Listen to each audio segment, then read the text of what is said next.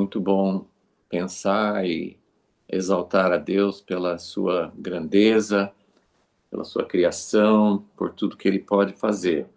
E justamente sobre esse poder onipotente de Deus, eu quero ler um texto com vocês em Mateus. Nós estamos aqui para alinhar nossos corações, nós queremos que nossos corações estejam alinhados, abertos, acesos, incendiados, inflamados, juntos pela causa do Senhor. Então, em Mateus 19, eu vou começar no versículo 23, logo depois dessa história que todos conhecemos, do jovem rico.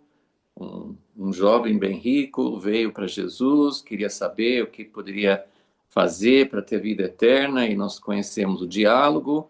Ele achava que já estava fazendo todos os mandamentos, e Jesus falou assim: tá, só tem mais uma coisinha.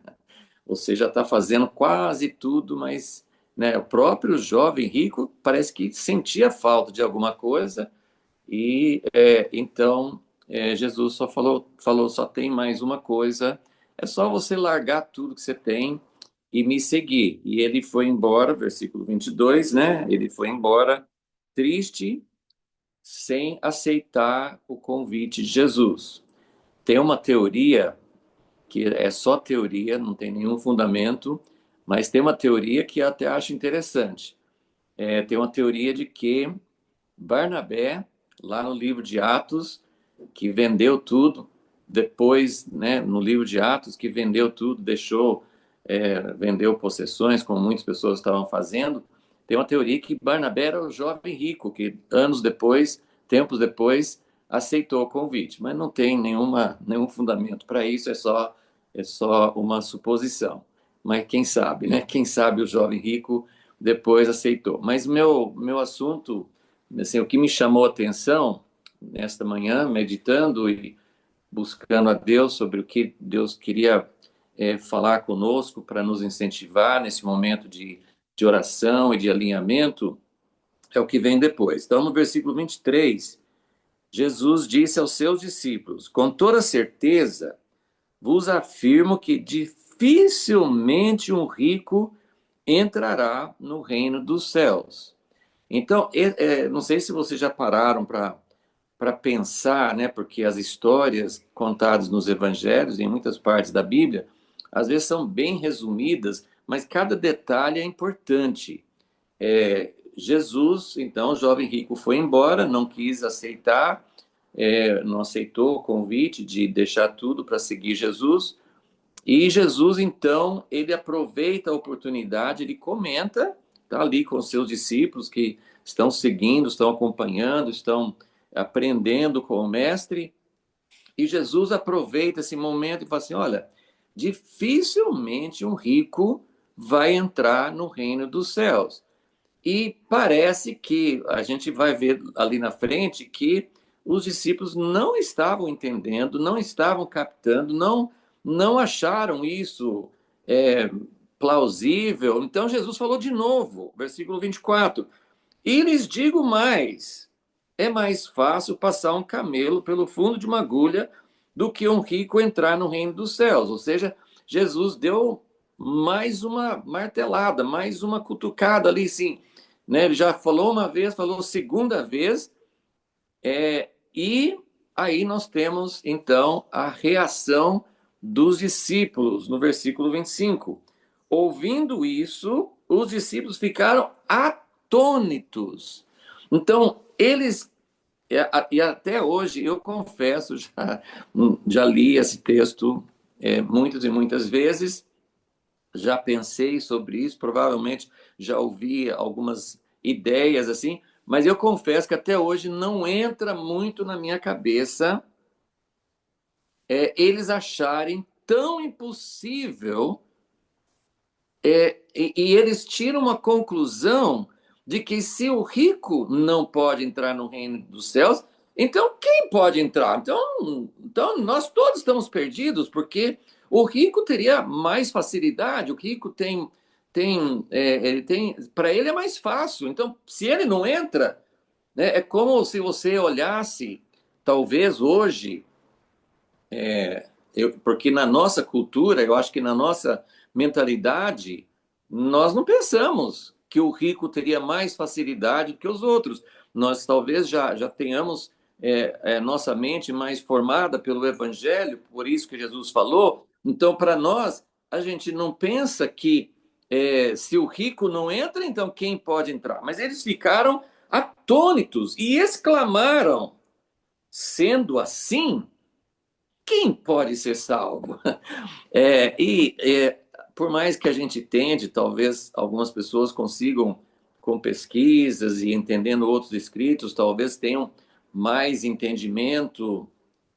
Quem sabe o Vailton possa também ter uma contribuição aqui, porque aqui a gente precisaria entrar na mentalidade do povo daquela época, precisava entender, porque para nós, quando fala salvo, entrar no reino dos céus, nós pensamos muito em termos espirituais, mas eles pensavam em termos, sim, das promessas de Deus, de ter um reino de justiça aqui na terra. Eles tinham outro pensamento sobre o reino de Deus. Então, não era assim, se o rico não pode crer em Jesus e ser salvo do inferno e ir para o céu, a gente tem uma outra mentalidade. Mas eles tinham alguma ideia de que o reino de Deus devia ser muito mais aberto, muito mais acessível, muito mais fácil contribuir ou entrar ou participar no reino de Deus quem tivesse posses, quem tivesse condições materiais. Então, se ele não pode ser salvo, então quem pode ser?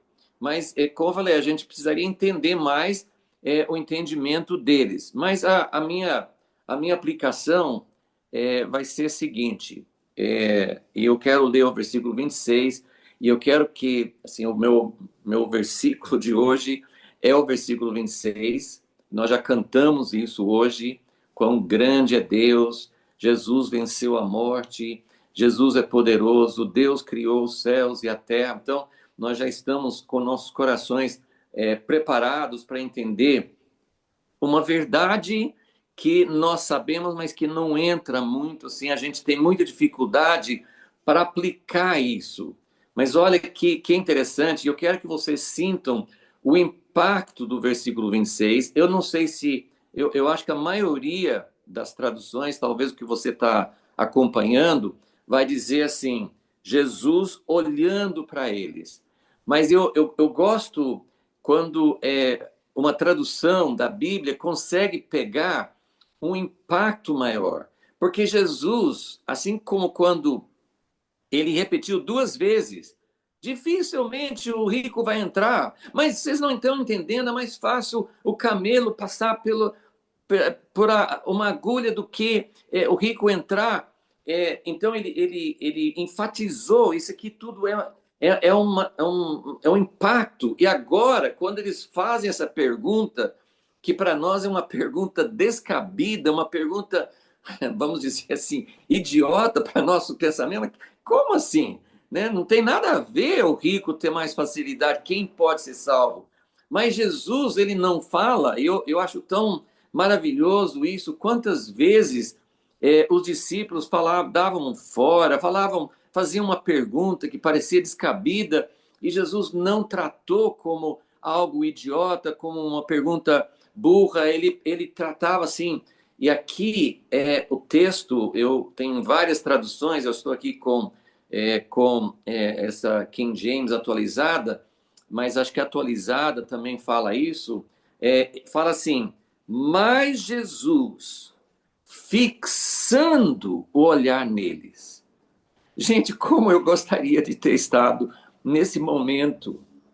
E Jesus olhar, ele não está falando uma verdade teórica, ele não está falando assim, meus amigos, vocês precisam acreditar. Ele está olhando no olho deles, ele para. Eles fazem uma pergunta que talvez até hoje a gente não consegue entender o porquê, a gente não consegue captar por que era tão surpreendente, tão chocante o que Jesus falou, mas ele fixa o olhar deles. ele para, e se nós pudéssemos ter o olhar de Jesus para nós hoje, e Jesus olhando para nós e falar assim, fixando o olhar neles, revelou-lhes. Eu vou falar uma verdade que vocês nunca imaginaram. Não, é a coisa mais óbvia no mundo. Se Deus é Deus, tudo é possível para eles, mas para ele. Mas ele está dizendo isso realmente alguém entrar no reino de Deus, alguém ser aceito, alguém fazer parte, alguma coisa acontecer. E quantas coisas eu vou daqui a pouco já falar assim sobre as impossibilidades que nós no TJC2, aquilo que Deus tem colocado no nosso coração, quantas coisas impossíveis, quantas coisas assim, fora da nossa imaginação, mas ao mesmo tempo, que pergunta fazer para Deus? Mas então, se isso não é possível, o que é possível então? E Jesus fixa o olhar e ele fala: isso, de fato, vocês não estão errados. Isso, de fato, é impossível aos seres humanos. Mas para Deus, todas as coisas são possíveis. E eu fiquei pensando, só rapidamente, tem vários lugares na Bíblia que fala sobre isso. Jesus fala sobre o poder da oração. Se você tiver fé como grão de mostarda, vocês podem remover um monte. Eu nunca vi isso acontecer. Será que ninguém já teve fé do tamanho de um grão de mostarda? Que eu nunca vi um monte literalmente ser removido. Mas é claro que ele está falando sobre outras coisas que são do tamanho de um monte para nós. Mas eu acredito que a primeira vez nas Escrituras que fala sobre o impossível é em Gênesis 18, quando 3 homens vão visitar Abraão e vão almoçar com ele. Entre eles, um dos 3 era o próprio Deus se revelando em forma humana antes da encarnação, antes da vinda de Jesus. Deus apareceu para Abraão num dos encontros mais fantásticos de toda a Bíblia, porque às vezes é um anjo, às vezes é uma voz, às vezes uma visão, mas 3 homens, parecendo 3 homens mesmo, não tinha nada na aparência deles que pudesse mostrar que eles eram realmente anjos, ou que era o próprio Deus falando, chegando para ele, e aí eles falam com Abraão e Sara escutando atrás da porta da tenda, que dali a um ano, dali a um tempo de gravidez, Sara vai ter um filho, ela já chegando aos 90 anos de idade, ela vai ter um filho, e ela deu uma risada, porque ela nem tinha um ciclo, nem tinha possibilidade, não tinha mais nenhuma possibilidade humana de ter filho, e ela deu uma risada. E então Deus fala: por que Sara riu? E ela negou. Acho que é tão interessante, né? Uma mulher, um homem, alguém como nós, discutir com Deus. Você riu? Não ri não. Você riu sim. Um diálogo. Mas quando Deus fala: por que Sara riu? Existe algo impossível, existe algo difícil demais para Deus. Então, diante de nós, temos coisas difíceis, impossíveis, e eu quero só falar mais um aspecto dessa meditação sobre a oração e sobre nós pensarmos, porque nós pensarmos nesse poder da oração e nesse poder de Deus. Porque nós geralmente, por exemplo, nesse caso de Sara, era uma situação humana, uma necessidade, era uma promessa de Deus, mas era um desejo de Abraão e Sara de ter um filho. Então, geralmente, quando nós pensamos em algo impossível que Deus vai fazer, nós geralmente pensamos em algo que a gente deseja, e não é errado isso. Uma cura de câncer, um, uma, é, um desafio financeiro, uma situação de alguém, um filho, um amigo, alguém, um marido, alguém da família, alguém perto de você que está escravizado por vícios, por estar longe de Deus, por algum tipo de prisão pelo pecado, nós pensamos em nada é impossível para Deus. Mas nesse contexto de Mateus 19, não, o contexto não é alguém que precisava ser curado, não alguém que não podia ter filho, que queria ter um filho. Várias coisas que Deus fez, libertação do Egito, passar pelo Mar Vermelho, quantas coisas. Mas aqui, o que está no contexto de Mateus 19 se um rico não pode ser salvo, então quem pode ser? E Jesus para e olha os discípulos nos olhos e fala assim: sim, é impossível, mas para Deus tudo é possível. Então eu quero assim, eu senti isso, né? Estou compartilhando o que me impactou hoje quando eu meditei sobre esse texto. O que veio para mim é que nós não estamos aqui, eu espero que ninguém esteja aqui nesse momento. Nós podemos estar sempre orando por curas, orando por salvação, orando por situações impossíveis que Deus quer resolver, que Deus deseja mostrar seu amor, sua compaixão. Mas hoje nós estamos aqui pensando no novo homem, nós estamos pensando em reconciliação a nível macro e a nível micro. Nós estamos pensando sobre situações que Deus quer superar, e nós também podemos dizer, junto com os discípulos, mas se um marido e uma mulher dentro de casa não conseguem se reconciliar, então quem pode se reconciliar? Nós podemos dizer se irmãos dentro de uma mesma congregação não conseguem chegar a um entendimento e dividem. Quantas milhares e milhares de vezes houve rachas, houve divisões na igreja, dentro de uma congregação, por causa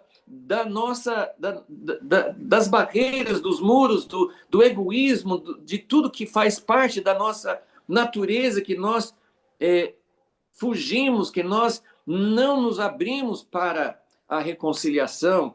E, evidentemente, como é que vai reconciliar judeus e árabes, palestinos no Oriente Médio?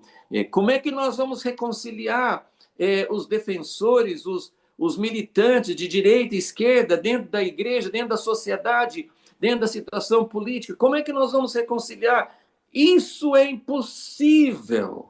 É impossível aos homens. Jesus está olhando para nós hoje, olhando bem no nosso olho, e ele compreende. Ele compreende. Eu até hoje não compreendi bem a pergunta dos discípulos e por que eles ficaram atônitos com o rico dificilmente entrar no reino de Deus. Mas Jesus entendia, ele entendia a dificuldade deles, ele entendia o que eles viam como impossível, e ele não negou, falou assim: isso realmente é impossível para os homens. Então, meus queridos irmãos, nós estamos aqui juntos, e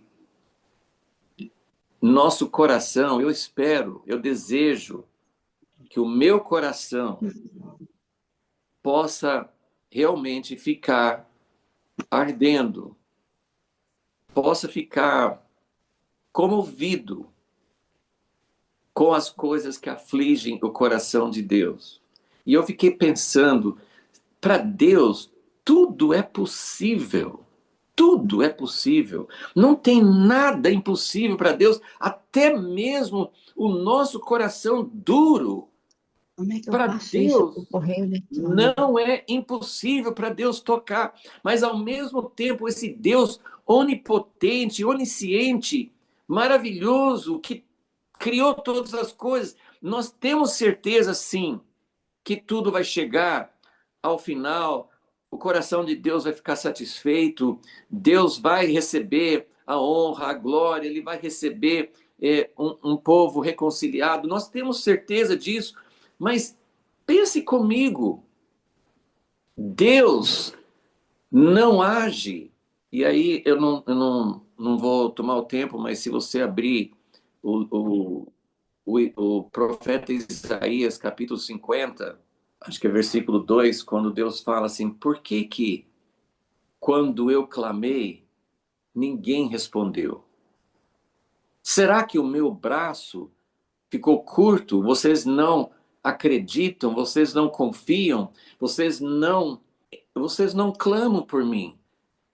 Então, o Deus Todo-Poderoso, ele fica ele fica amarrado. Claro que ele não vai ficar, ele não vai ficar frustrado, ele não vai perder a vitória, ele não vai ser derrotado, mas o Deus Todo-Poderoso está esperando o nosso coração corresponder a ele.